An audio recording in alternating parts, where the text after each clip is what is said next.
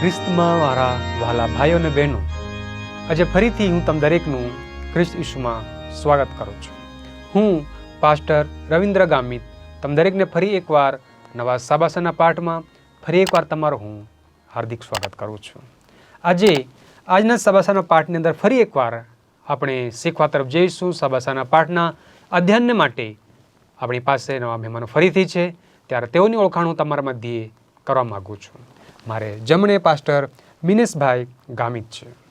આભાર. મારો જે વિષય છે દેવનો સાબત, જે રવિવારનો વિષય છે, અને સાથે સોમવાર, અર્પણ અને આત્મા, એ વિષય પર હું આજે વિશેષ તમારું પ્રકાશ પાડીશ. ત્યાર પછી એમની બાજુમાં પાસ્ટર ઈસુફભાઈ ગામિત છે. આભાર પાસ્ટર તમારો. મંગળવારનો પાઠ છે પવિત્ર સ્થાનનું નિર્માણ, અને બુધવારનો પાઠ પવિત્ર સ્થાનમાં દેવની હાજરી વિશે હું દોરીશ. ત્યાર પછી છેવટે પાસ્ટર રમેશભાઈ વાઘમારે જે આપણને છેવટ તરફ દોરશે. આભાર પાસ્ટર રવિન્દ્ર. મારો જે વિષય છે ગુરુવારનો, તે છે ઈસુનું માનવતા સાથેનું પવિત્ર સ્થાન.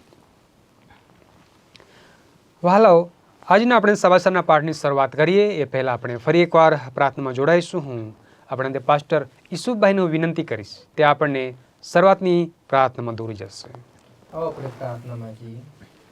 જીવિત અનુગ્રહકારી પરમેશ્વર પિતા, પરિકાર તમારા નામનો પુષ્કળ આભાર માની છે, ધન્યવાદ કરી છે પિતા પ્રભુજી.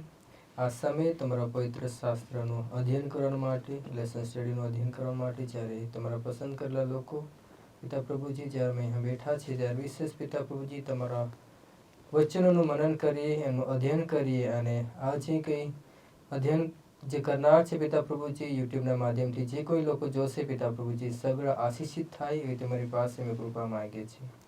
આશીષ આપવા માટે પ્રભુ તમારા નામને આભાર માનું છું. ટૂંકી પ્રાર્થના ઈસુ પ્રભુ તમારા પ્રિય અને મધુર નામમાં માંગુ છું. આમેન. વહાલાઓ, આજે આપણી પાસે સાબાસાનો 13મો અભ્યાસ પાઠ છે, જેમનું ટાઇટલ છે પવિત્ર સ્થાન. પવિત્ર સ્થાન. અને આજના સાબાસાના અધ્યયનને માટે આજનું જે સ્મૃતિ સૂત્ર છે નિર્ગમન, તેમનો 40મો અધ્યાય 34 અને 38મી કલમ હું વાંચું છું. તે કહે છે, તે વેળાએ મેઘે મુલાકાત મંડપની ઉપર આચ્છાદન કર્યું, ને યહોવાના ગૌરવથી મંડપ ભરાઈ ગયો, કેમ કે ઇસરાયેલના દેખતા આખા ઘરમાં તેઓની સર્વ મુસાફરીમાં યહોવાનો મેઘ તેઓના મંડપ પર રહેતો અને રાત્રે અગ્નિસ્તંભ તરીકે રહેતો હતો. વહાલાઓ, અહીં આજના આપણે જે સાબાસાના પાઠના અધ્યયન માટે જોઈએ છે, એ સાબાસાનો પાઠ આપણને વિશેષ એ બાબતની તરફ દોરે છે કે જે પવિત્ર સ્થાન શું છે, પવિત્ર સ્થાનની પ્રક્રિયા શું છે, પવિત્ર સ્થાન મૂકવા પાછળ, લોકોના મધ્યે બાંધવા પાછળ, દેવનો એમાં રહેવા પાછળનો આશય, હેતુ શું છે, તે બાબતો તરફ આજે આપણે જોનારા છે. કેમ કે જૂના કરારની અંદર આપણે મુખ્ય બાબતો જ્યારે જોઈએ છીએ, તો દેવે જે કામ સોંપ્યું હતું મનુષ્યને, તે એ હતું કે તેઓ દેવના સાથે એક સારા ગાઢ સંબંધમાં રહે, અને ત્યાર પછી દેવની સેવા કરે, અને એ દેવની સાથે રહીને દેવના સંબંધો પોતામાં લે અને બીજાની સમ્મુખ એ રજૂ કરે કે દેવ કેવો છે. અને ત્યાર પછી આગળ આપણે જે થોડી બાબતને જોઈએ તો એ લાગે છે કે એદન બાગની અંદર જ્યારે આપણે આદમ ને હવા પાપ કરે છે અને સંતાઈ જાય છે, અને પછી ત્યાં જોવા મળે છે કે એમાં પાપ આવવાથી એના પાપી સ્વભાવને લીધે લોકો દેવથી ડરે છે, અને ત્યાર પછી ફરીથી તેઓમાં એ દેવ પ્રત્યેનો ભય આવે છે કે મેં પાપ કર્યું છે. અને હવે ત્યાર પછી ત્યાં આપણને જોવા મળે છે કે આ બાબતના સંબંધી દેવ યહોવા પોતે પહેલ કરે છે, અને પહેલ કરીને જે પાપથી દૂર ગયા છે, સંતાઈ ગયા છે, એ લોકોને શોધવાને માટે પોતે દેવ આગળ વધે છે અને હાક મારે છે આદમને કે તું ક્યાં છે. માટે હવે દેવ શું કરે છે, લોકોના તૂટેલા મન અને તૂટેલા સંબંધને આ પવિત્ર સ્થાન વડે લોકો એક થાય અને દેવને મળી શકે એ બાબતે ત્યાં પવિત્ર સ્થાન બનાવવામાં આવે છે. અને સાથે દેવનું જે ન્યાયપણાનું કૃત્ય છે, દેવનું ન્યાય કાર્ય છે, એ મનુષ્યના ચરિત્રમાં આવે, એ બીજાને પ્રગટ કરવામાં આવે, અને લોકોને ફરી એકવાર દેવની પાસે પવિત્ર સ્થાન સુધી આકર્ષિત કરવામાં આવે કે જેથી કરીને દેવનો મહિમા જે છે તેઓ જોવા પામી શકે, અને એમની સાથે જે દેવનો નિસ્વાર્થ પ્રેમ જે છે ખોવાયેલાને શોધવાનો એનો ધ્યેય સાચો ઠરે. માટે દેવ ફરી એકવાર પવિત્ર સ્થાનનું બાંધકામ કરાવે છે અને તેમાં તે રહે છે. એના પર આપણે વિશેષ વધુ અભ્યાસ તરફ આપણે આગળ વધીશું, એમાંથી વધુ આપણે શીખીશું. ત્યારે પાસ્ટર મિનેશભાઈનું વિનંતી કરીશ કે એના પર વધુ પ્રકાશ તે આગળ આપણને પાડશે. આવો હાલો આપણે આજનો જે રવિવારનો વિષય છે દેવનો સાબત એ પર આપણે પ્રકાશ પાડીશું.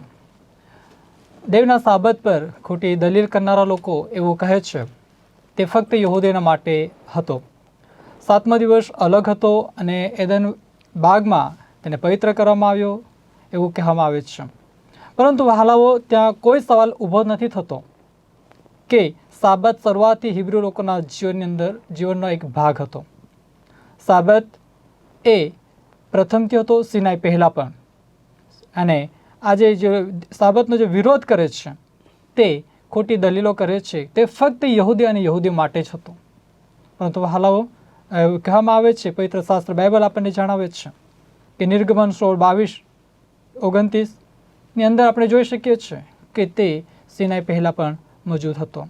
જ્યાં નિર્ગમન 35:1-3 અંદર પણ જોઈએ છે કે પરમેશ્વર દ્વારા મૂસાને જે વચનો આપવામાં આવે છે અને મૂસા જે છે ઇઝરાયલ લોકોને એ વચનો આપે છે અને તે કહે છે કે આજે જે હું વચનો તમને આપું છું, જે ફરમાવું છું એ તમારે પાલન કરવાનું રહેશે. અને એ દરેક જે છે 1-3 કલમ જે છે 35 અધ્યાય નિર્ગમનની અંદર એ સાબત સંબંધી ત્યાં જે છે નોંધ કરવામાં આવે છે. અને તે જે છે પરમેશ્વરના જે છે વચનો તેમને આપવામાં આવે છે. અને ઉત્પત્તિથી માંડીને જે છે ત્યાં સુધી એ સાબત મોજૂદ હતો. અને એ જ આજ્ઞા પરમેશ્વર મૂસા દ્વારા ઇઝરાયલ લોકોને પણ આપે છે. સાબતનો સંદેશો એ છે અને હંમેશા તે એ રહેશે, તે દેવ સંબંધી છે કે દેવ કોણ છે, તે કેટલો શક્તિશાળી છે, તેના કાર્યો કયા કયા છે. અને જ્યારે આપણે સાબતની જ્યારે વિચાર કરીએ છીએ અને સાબતને જ્યારે આપણે સ્મરણમાં લાવીએ છીએ તો સૌપ્રથમ આપણા મનની અંદર એક વિચાર અને એક ચિત્ર દેખાય છે, એ છે ઉત્પત્તિનું કાર્ય.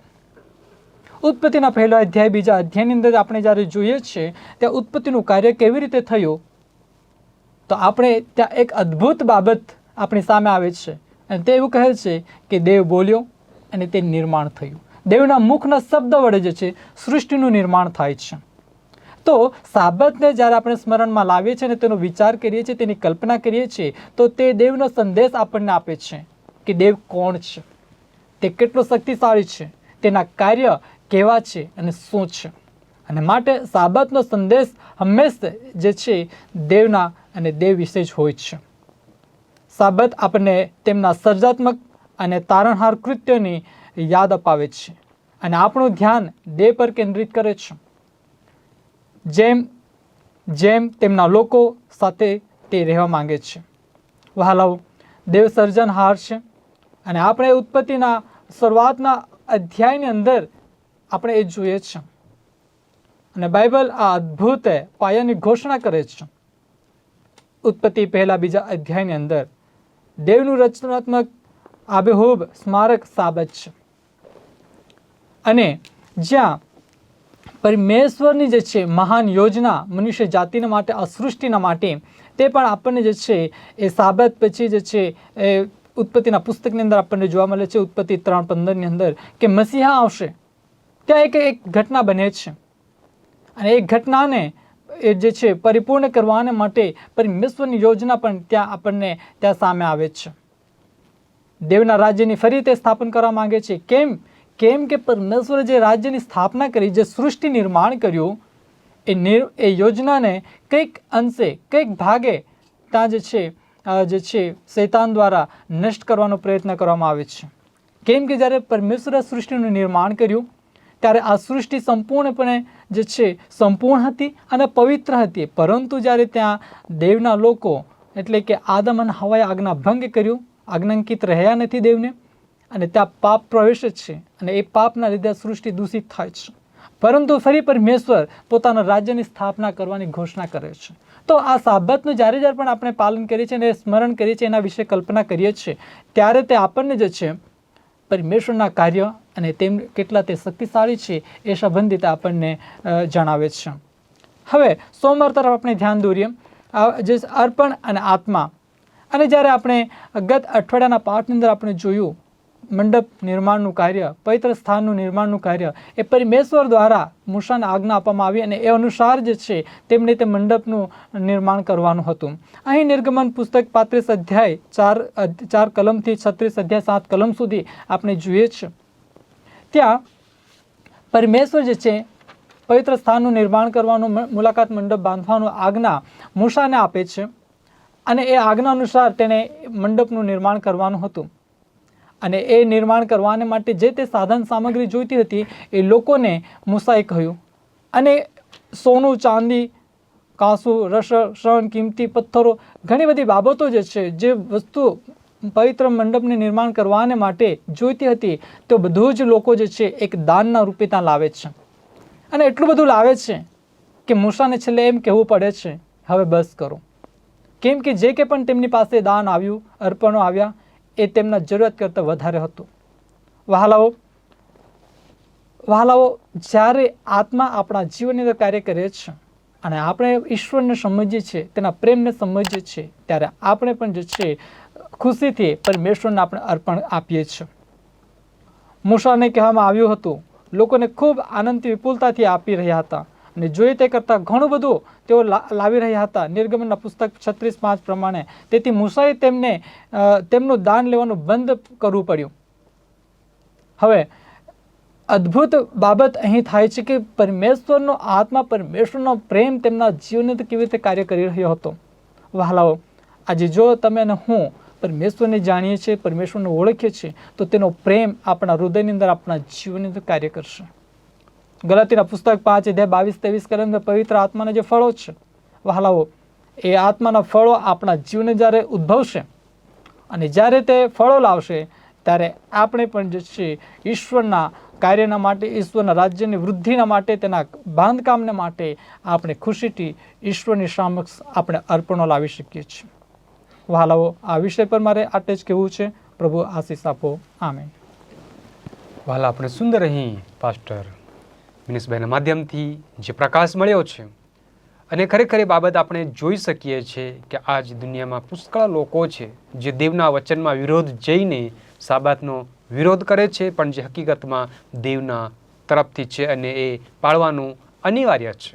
વહાલાઓ, આપણે પણ ખરેખર દેવના પ્રતિબિંબને આપણે આકર્ષિત થઈને એને લઈએ અને આપણે પણ એમાં ચાલીએ. હવે પછી આગળનો પ્રકાશ આપણા મધ્ય પાસ્ટર ઈસુભાઈ છે તે પાડશે. આવો આપણે એના પ્રતિક્રિયાનું સાંભળીશું. સારું, આ સમયે આપણે મંગળવારનો પાઠ તરફ જઈશું કે મંગળવારનો પાઠની અંદર એનું મથાળું છે કે પવિત્ર સ્થાનનું નિર્માણ. અને પવિત્ર સ્થાનનું જ્યારે નિર્માણ જ્યારે મૂસા દ્વારા કરવામાં આવે છે અને મૂસાએ કાળજીપૂર્વક દરેક જે બાબતો હતી કાળજીપૂર્વક પવિત્ર સ્થાન નિર્માણ કરવાનું શરૂ કરે છે.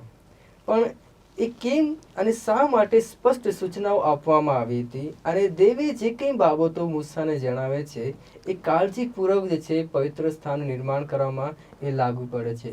જે રીતે પાસ્ટર મિનેશ સરે જે પ્રમાણે કીધું કે લોકોએ ખુલ્લા હૃદયથી જે કંઈ અર્પણો હતા એ મંદિરના નિર્માણ કાર્યને અર્થે એ સગળા લોકોએ આપ્યા અને મંદિરનું નિર્માણ કરવા માટે કાળજીપૂર્વક જે છે મૂસા એની શરૂઆત કરે છે.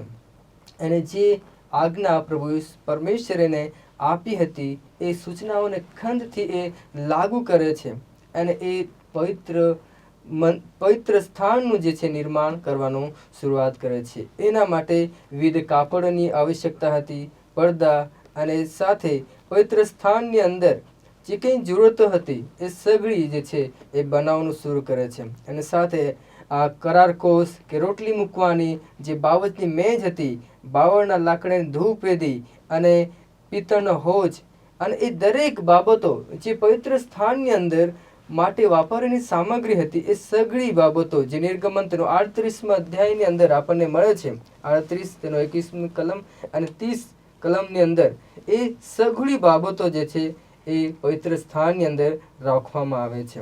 વહાલાઓ, દેવે જે મૂસાને કહ્યું એ પ્રમાણે મૂસાએ મંડપ બનાવે છે. જે કંઈ વસ્તુઓ એની અંદર મૂકવી જોઈતી હતી એ સગળી મૂકે છે. વહાલાઓ, એ માત્ર મંડપ જ ના હતો, પરંતુ એક ઉદ્ધારનો એક પાઠ હતો.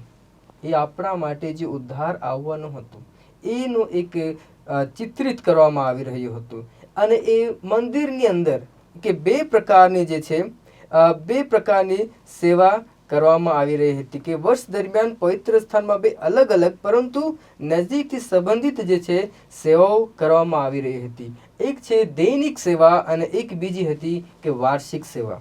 કે રોજની સેવા એ ચિત્ર કરતો હતો કે રોજની સેવા આપણને પાપની માફી દર્શાવતી હતી અને સાથે જે વર્ષની અંદર જે એકવાર જે પ્રાયશ્ચિતનો દિવસ એ દિવસે ધ ડે ઓફ અટોનમેન્ટ પણ કહેવામાં આવે છે કે પાપનો અંતિમ શુદ્ધિકરણને દર્શાવે છે.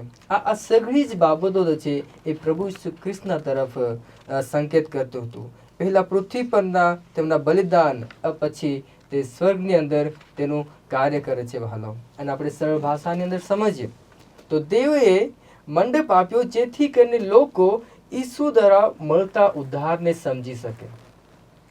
અને આપણે પરમેશ્વરને જે આપણને ઉદ્ધારનો સંદેશ આપણને આપ્યો છે એ આપણે સારી પેટે સમજી એ ઈચ્છે છે.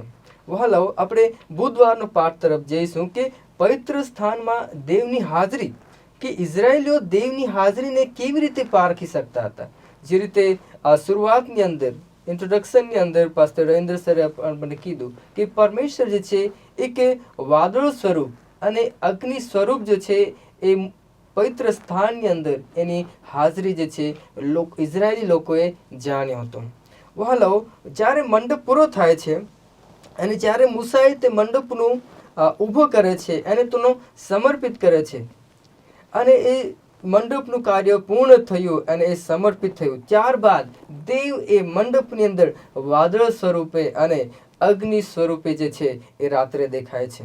અને જ્યાં જ્યાં જે વાદળ જાય છે અને એ જ પ્રમાણે જે છે અને રાત્રે એક અગ્નિ સ્વરૂપે જે છે પરમેશ્વર તેઓનું અગવાઈ પણ કરતો હતો. હાલ અને આપણે જોઈએ છીએ કે આપણું હૃદય કે આપણું પવિત્ર સ્થાન જે આપણું દૈહિક મંદિર છે એને આપણે કેવી રીતે તૈયાર કરીએ છીએ. શું જે પ્રમાણે મૂસા શું કરે છે, મૂસે પરમેશ્વરના નીતિ નિયમો જે પરમેશ્વરે આજ્ઞાઓ આપી એ પ્રમાણે સૂચનાને અનુસાર જે છે એ મંદિરનું નિર્માણ કરે છે.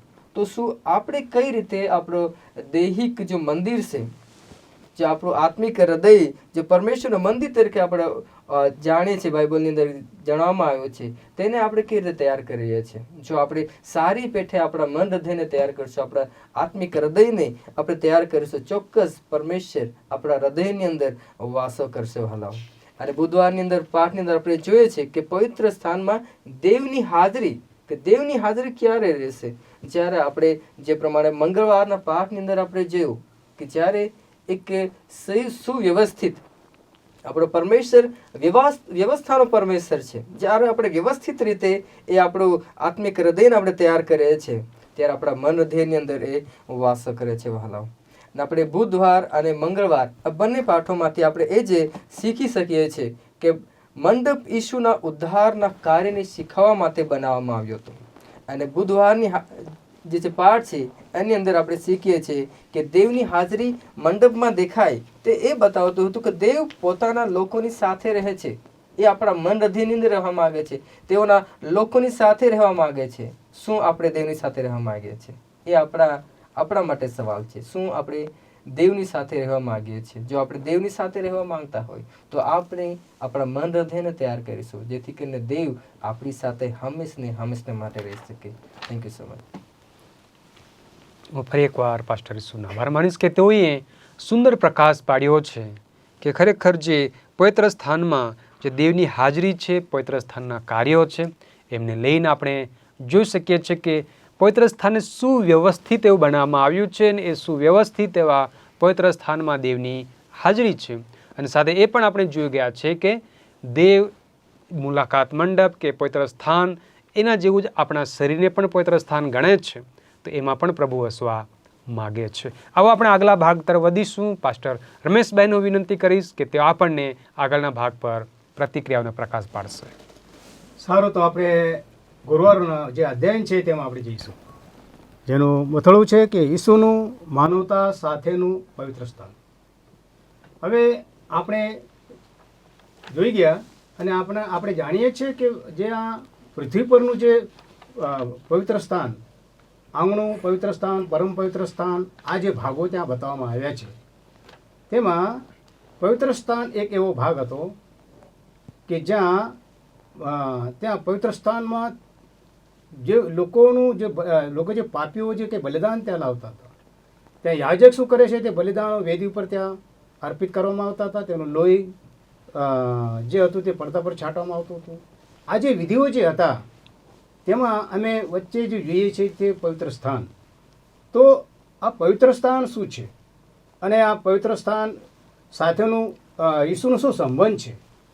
એ ઈસુનું માનવતા સાથેનું આ એક એવો સંબંધ છે કે ઈસુ ત્યાં એક આજના પાઠમાં અધ્યયનમાં એક પવિત્ર સ્થાન રૂપે આપણે જોવા મળે છે ત્યાં આપણને. કેમ કે જે પ્રભુ ઈસુ ખ્રિસ્ત ત્યાં પવિત્ર સ્થાનમાં એક યાજક છે, તેવી રીતે પ્રભુ ઈસુ ખ્રિસ્ત એ આપણું યાજક છે, પહેલી બાબત. અને બીજું કે પ્રભુ ઈસુ ખ્રિસ્તનો જે આ પૃથ્વી પર જે અવતાર જે હતો તેનું એક રહસ્ય અને એવું એક વિશિષ્ટ વિજ્ઞાન છે કે જે ઉદ્ધાર પામનાર જે વ્યક્તિ જે છે, ઉદ્ધાર પામનાર વ્યક્તિ અનંત કાળ સુધી, મરતા સુધી તેનો અભ્યાસ કરી શકે છે. વાલો, પ્રેરિત જે યોહાન છે તે પણ જણાવે છે, યોહાનનું પુસ્તક તેનો 1 અધ્યાય અને 14 વચનમાં કે શબ્દ સદય થઈને આપણામાં વસ્યો અને આ બાપના એકાકી જનિત દીકરાનો મહિમા જેવો તેનો મહિમા અમે દીઠો. ગયા પાઠમાં અમે શીખી ગયા કે ત્યાં પણ દેવના મહિમા માટે લોકો મૂસા આતુર હતો કે અમને મહિમા દેખાડ, દેવનો મહિમા અમને દેખાડ. તો અહીંયા પણ યોહાન ત્યાં જોઈએ છે કે અમે તે મહિમા દીઠો, અમે તે કૃપા તથા સાચા એક રક્તથી જે પ્રભુ જે બલિદાન છે તે બલિદાન તેમનામાં જે દર્શાવે છે કે તે બલિદાન અમે ત્યાં જોવામાં આવે છે. એટલું નહીં પણ તેમના અવતાર દરમિયાન ઈસુએ જે માનવતા સાથે પવિત્ર સ્થાન રચ્યું, કેટલો આ એક અકલ્પનીય સંબંધ છે. માણસ, દેવની ઈચ્છા છે કે માણસ મારી સાથે રહે, અને એટલે જ એશિયાના પુસ્તકમાં ત્યાં ભવિષ્યવાણી પ્રગટ કરવામાં આવી હતી કે તેનું નામ તેઓ ઇમાનુએલ પાડશે, કે દેવ આપણી સાથે. એટલે કે દેવ પ્રભુ ઈસુ ખ્રિસ્ત અમારી સાથે, આપણી સાથે તે લોકોની મધ્ય ત્યાં રહ્યો અને તે એક પવિત્ર સ્થાન જેવું ત્યાં પ્રગટ કરવામાં આવે છે. એનો એક દાખલા રૂપે અમે જોઈએ છીએ કે માથેનું પુસ્તક 18 અધ્યાય અને 20 કલમમાં ત્યાં જોવા મળે છે કે ઈસુ ત્યાં કહે છે કે જો મારે નામે 2 કે 3 એકઠા થયેલા હોય ત્યાં તેઓની વચમાં હું છું. એટલે કે પ્રભુ કૃષ્ણની હાજરી એક પવિત્ર સ્થાન બની જાય છે. વાલો, તમે જો દેવળમાં આવતા હોય, તમે જો ચર્ચમાં આવતા હોય, તમારી જો હાજરી જો પવિત્ર સ્થાન દેવળમાં હોય તો ત્યાં એવું માનો કે અમારી સાથે એક પવિત્ર સ્થાન બેઠેલું છે. અને ખરેખર ખ્રિસ્ત પવિત્ર આત્માની હાજરી દ્વારા તેના લોકો સાથે રહે છે અને ખ્રિસ્ત તેમના અનુયાયીઓને તેની સાથે ગાઢ સંબંધ રાખવા માટે તેડું આપે છે. ત્યાં અમે જોઈએ છીએ કે પ્રકટીકરણ 22 અધ્યાય અને 3 કલમમાં કહે છે, જેવો હું બારણા આગળ ઊભો છું અને જો કોઈ મારી વાણી સાંભળીને બારણું ઉગાડશે તો હું તેની સાથે આવીને તેની સાથે જમીશ. આ કેટલો સરસ એક અકલ્પનીય સંબંધ બાંધવા માંગે છે પ્રભુ ઈસુ ખ્રિસ્ત કે તે મારી સાથે જમશે. હવે અહીં આપણને શું દર્શાવવામાં આવે છે કે જે નવું યરુશલેમ છે, પ્રકટીકરણનું પુસ્તક 21 અધ્યાય 1 થી 3માં તમે જો ત્યાં જોશો તો ત્યાં નવું યરુશલેમ વિશે જોવામાં આવે છે. હવે યરુશલેમ જે છે તે સ્વર્ગથી પૃથ્વી પર આવશે અને યોહાન ત્યાં કહે છે કે જો દેવનો મંડપ માણસોની સાથે છે. હવે આ દેવનો મંડપ એ દેવ તેઓની સાથે વાસો કરશે, દેવ તેના લોક થશે અને દેવ પોતે તેઓની સાથે રહેશે. દેવ તેઓનો થશે અને લોકો દેવના થશે. હવે આ જે વિચારધારણી જે આપણે જોઈએ છીએ કે નવા યરુશલેમમાં ત્યાં તો કોઈ મંદિર નથી, પણ સર્વશક્તિમાન પ્રભુ દેવ તથા હલવાન વચન ત્યાં કહે છે. જુઓ તમે પ્રકટીકરણનું પુસ્તક 21 અધ્યાય અને 16 વચનમાં કે સર્વશક્તિમાન પ્રભુ દેવ તથા હલવાન એ જ તેનું મંદિર છે, એ જ તે પવિત્ર સ્થાન છે. એનો મતલબ એમ કે પ્રભુ ઈસુ ખ્રિસ્ત જે આ શરીર પર જે પૃથ્વી પર એક દેહરૂપી આવ્યા, એક માનવતાનું જે રૂપ તેમણે ધારણ કર્યું હતું તે ખરેખર એક પવિત્ર સ્થાન સમાન છે એવો આપણે વિશ્વાસ હોવો જોઈએ. અને એ હેતુથી બધી બાજુએથી તે જે મંદિરની જે સીમાઓ જે હતી, મંદિરનો જે નકશો જે છે તે બધે બાજુથી સરખો જોવા મળે છે ત્યાં. એટલે કે પરમ પવિત્ર સાથે જે કંઈ ચોકડા, જે મંદિરનું જે આકાર જે છે તે ચોકડા આકારમાં જોવામાં મળે છે કે બધી બાજુએથી જે સમાન છે. અનંતકાળ માટે આપણે પાપ, મૃત્યુ અથવા વેદના વિનાની દુનિયામાં આપણે ત્યાં પ્રભુના નજીક આપણે રહેવાના છે. તો આવી સમાનતામાં પ્રભુ ઈસુ ખ્રિસ્ત તમને ને અમને એક સમાન ત્યાં રાખવાના છે. ત્યાં કોઈ ઊંચ નીચ રહેશે નહીં. પ્રભુ ત્યાં જેમ કે યશાયાના પુસ્તકમાં કહે છે કે હું તેઓનો દેવ થઈશ, તેઓ મારા લોક થશે. અને એમ કહે છે કે ઇમાનુએલ, જેનો અર્થ એમ થાય છે કે દેવ તેઓની સાથે, દેવ તેઓની મધ્યે. અને એ જ વિચારધારાથી અમે વિચારમાં આપણે ચાલીએ કે પ્રભુની ઉપસ્થિતિ જ્યાં હોય છે ત્યાં એક પવિત્ર સ્થાન સમાન બની જાય છે. જ્યાં 2 કે 3 હોય ત્યાં પ્રભુ ઈસુ હાજર છે. તો એ વિચારથી અમે જે ઈસુનું માનવતા સાથેનું જે પવિત્ર સ્થાન છે, એલેન જી વ્હાઇટ કહે છે કે પવિત્ર સ્થાનનું જે નિર્માણ છે એક તારણની દૈવી યોજના, તે દૈવી કૃત્ય દ્વારા કરવામાં આવ્યું હતું. એટલે કે મિસરની ગુલામ શક્તિમાંથી ઇસરાયેલની જે મુક્તિ જે છે તેના બદલામાં તેના લોકો સાથે કાયમી કરાર પરમેશ્વરે બાંધ્યો અને તે દેવની ઈચ્છા દ્વારા અનુસરવામાં આવેલ છે કે તે તેમનો દેવ હશે અને તેઓ તેમના લોક બનશે. નિર્ગમનના પુસ્તક 6 અધ્યાય અને 7મી કલમમાં કહેવામાં આવે છે જે રીતે તેમની સાથે સંબંધિત હશે. અને આવી રીતે એલેન જી વ્હાઇટ કહેશે કે આપણે એકબીજા સાથે કરાર કાયદા દ્વારા વ્યાખ્યાયિત જે ભાષા વાપરવામાં આવી છે, પવિત્ર સ્થાન ખરેખર એક મળવાનું સ્થળ, પ્રભુ ઈસુ ખ્રિસ્તની સાથે સંબંધ, રિલેશન, અને તે સ્થાન જ્યાં દેવ અને મનુષ્ય એક સાથે આવે છે તે છે પ્રભુ ઈસુ ખ્રિસ્ત સાથે એક સંગતિ. તો વાલાઓ, અમે જ્યાં પણ અમે ચર્ચમાં આવીએ છીએ, પ્રભુ ઈસુ ખ્રિસ્તની સંગતિ આપણા મધ્ય છે એવું એલેન જી વ્હાઇટ ત્યાં કહે છે. આમેન. અંતમાં ફરીથી હું દરેક મહેમાનગણનો આભાર માનીશ કે તેઓએ આપણને વિશેષ એક સરળ શબ્દોમાં સવાસાના પાઠને અધ્યયનમાં ભાગ લીધો અને સારો પ્રકાશ આપણા માટે પાડ્યો છે. મને આશા છે તમે સુંદર રીતે સવાસાના પાઠને જોયો અને સાંભળ્યો અને તમે સમજ્યા છો. ત્યારે હું ફરી એકવાર તેઓનો વિશેષ આભાર માનું છું. અને હું સાથે તમે દરેક જોનારનો પણ આભાર માનું છું. અને એમની સાથે હું તમે દરેકને વિનંતી કરીશ કે આ વિડીયોને તમે લાઈક કરો, આ વિડીયોને તમે બીજાનું શેર કરો અને આ ચેનલને તમે સબસ્ક્રાઈબ કરો. અને જેથી કરીને આવનાર જે નવા વિડીયો છે તેનું નોટિફિકેશન તમને જલ્દીથી મળી રહે. અને એમની સાથે જો તમારી કોઈ પ્રાર્થનાની વિનંતી છે, તમારી કોઈ મૂંઝવણ છે, તો તમે કમેન્ટ બોક્સની અંદર તમે લખીને મોકલી શકો છો. એનો ચોક્કસ અમે તમને જવાબ આપીશું. અને એમની સાથે જો તમે કંઈ વધુ માહિતી માગતા હોય, વધુ જાણવા માગતા હોય, તો મારે તમને વિનંતી છે કે તમે digitalwiu@gmail.com આ ઈમેલ પર તમે પોતાનું જે કોઈ પ્રતિક્રિયા છે તે લખીને મોકલો. અમે તેમનો જવાબ તમને આપીશું. હવે ફરીથી આપણે આવા સબાસરના પાઠને પૂર્ણ કરવા તરફ જઈએ ત્યારે આપણે પ્રાર્થનામાં જોડાઈશું. હું ફરી એકવાર પાસ્ટર મિનેશભાઈને વિનંતી કરીશ તે આપણને છેવટની પ્રાર્થના દોરશે. આવો પ્રાર્થના કરીશું. સર્વસમર્થ ગૌરવ મહાન પરમેશ્વર પિતા પ્રભુ, આભાર માનીએ છીએ અમે ફરીને એકવાર આજે પવિત્ર સ્થાન વિશે પ્રભુ એકત્ર મળીને પ્રભુ એ વિષય પર અમે ચર્ચા વિચારણા કરી, અભ્યાસ કરી શક્યા. અને પ્રભુજી તમે તમારા આત્માની દોરવણી અમને પૂરી પાડી માટે પ્રભુ તમારા આભાર માનીએ છીએ. અમે પ્રાર્થના કરીએ છીએ પ્રભુ, જો ભાઈ બહેનો, જે પરિવારો પ્રભુ આ વિડીયોને જોઈ રહ્યા છે, પ્રભુ દરેકને તમે આશીષિત કરો, દરેકને તમે સમજણ પૂરી પાડો અને પ્રભુજી તેમના આત્મિક જીવનને વધુ ને વધુ ઉન્નતિમાં તમે પરિવર્તિત કરો પ્રભુ. ફરીને કર પ્રભુજી આ દરેક આશીર્વાદો માટે આભાર માનતા આમ દરેકનું જીવન તમારા હાથોમાં સોંપતા પ્રાર્થના અમારા ઉદ્ધારક પ્રભુ ઈસુના નામે માંગીએ છીએ. આમેન. છેવટે હું ફરી એકવાર મહેમાનગણનો આભાર માનીશ, તમે દરેકનો આભાર માનીશ. અને આપણે ફરીથી આવતા અઠવાડિયે એક નવા વિષયની સાથે એક નવા અભ્યાસમાં જોડાઈશું. ત્યાં સુધી તમે દરેક જણ પ્રાર્થનામાં રહો, વચનમાં રહો. પ્રભુ તમે દરેકને સારી સંભાળ રાખો, તમને સુરક્ષિત રાખો અને પ્રભુ તમે દરેકને આશીર્વાદિત કરો. આમેન.